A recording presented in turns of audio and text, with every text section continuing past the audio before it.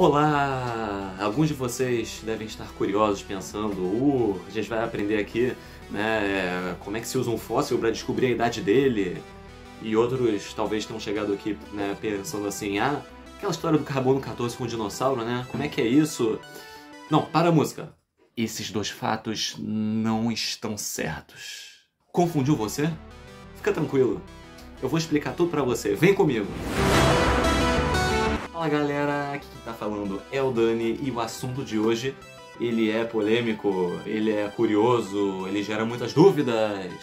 Antes da gente fazer essa excursão, não se esquece aí de clicar no botão de dar like, de se inscrever no canal. Bom, primeiro, existem várias maneiras de datar um fóssil, né? Mas eu vou tratar aqui da mais famosa, né? A maneira que é urânio e chumbo. Para isso, a gente tem que ir para um lugar, né, onde se encontram fósseis para começar. Então, eu encontro vocês lá. Opa! Chegou aqui antes de mim, né? A gente está aqui num deserto, né? E aqui tem vários fósseis diferentes, né, espalhados aqui pelo ambiente, né? Desertos são ótimos lugares para encontrar fósseis. Mas vamos se concentrar no que importa. Como se data um fóssil? E bom, para isso a gente tem que entender basicamente que existem alguns elementos no mundo que têm determinadas concentrações e eles mudam com o tempo. Então existe um fenômeno que é o urânio se transformando em chumbo. Para entender isso melhor, a gente tem que ir para um lugar um pouco mais quente, né? Eu encontro vocês lá. Vamos ficar numa distância segura. Quente, né? Que tá meio quente, mas é um bom lugar. O que acontece é o seguinte, aqui atrás a gente tem um vulcão em erupção, né? E ele libera lava, magma. E a verdade é que dentro do magma a gente tem vários elementos diferentes, até o urânio. O pessoal tem urânio dentro da lava. Enquanto ele é líquido ainda, as quantidades de urânio ficam mais ou menos constantes, né? Se o urânio começa a virar chumbo, ele é reposto com mais urânio. Mas depois que ele solidifica, a rocha fica fixa. E aí lentamente o urânio vai virando chumbo com o tempo. E isso a gente consegue prever. Para comprovar isso, vamos usar um quadro aqui. Então, eu vejo vocês aqui no quadro. Como vocês podem ver pelo gráfico aqui, você tem a diminuição da quantidade de urânio dentro de uma rocha depois que ela se solidificou.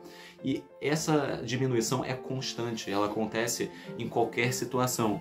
Então, vocês percebem pelo intervalo de tempo que está no eixo horizontal que, determinando a quantidade de urânio em uma rocha, né, que é a concentração dele, a gente sabe exatamente qual é a idade em que essa rocha se solidificou. Então, se a gente encontrou, por exemplo, uma concentração de 0,3 de urânio, valor completamente inventado, e o gráfico ele mostra que essa rocha deve ter 5 milhões de anos de idade. Mas então, vamos voltar, vamos sair do quadro aqui.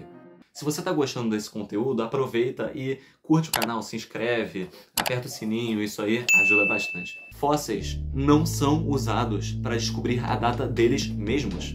Na verdade, você usa a camada em que esse fóssil foi descoberto, né? Então essa camada ela pode ter algumas rochas magmáticas, são rochas que solidificaram. E dentro dessas rochas você pode calcular pelo urânio, por exemplo. Mas os fósseis não.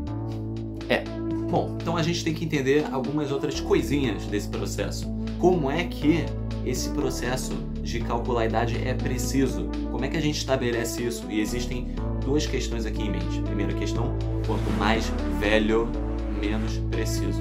Então, se a gente encontra uma rocha que tem 3 bilhões de anos, a precisão é muito baixa. Existe uma margem de erro que pode ser muito grande, uma margem de até dezenas de milhões de anos a margem de erro, né? Enquanto que coisas um pouco mais modernas vão ter uma margem menor. Então, se a idade é 100 milhões de anos, bom, nesse caso, a margem de erro é bem menor e talvez seja de alguns milhares de anos. Mas uma maneira de a gente ter certeza, e é o segundo ponto, é usando outros isótopos. Isótopos são elementos. Então, no caso do urânio, a gente está falando do urânio 238. No caso de outro isótopo que é usado para medir, que é o potássio 40, né? Só que potássio 40 ele vira argônio 40, enquanto o urânio vira chumbo. Se você analisa as concentrações de urânio em uma rocha e de potássio e percebe que ambas as concentrações apontam para uma data daquela rocha muito parecida, bingo, é preciso. Então, não. fósseis com milhões de anos de idade não são datados diretamente, e sim por rochas naquela camada, que datam a camada daquele fóssil. Pera aí, calma aí, agora tá ficando muito quente, deixa eu voltar lá pra casa e a gente se vê lá. Ok, estamos de volta.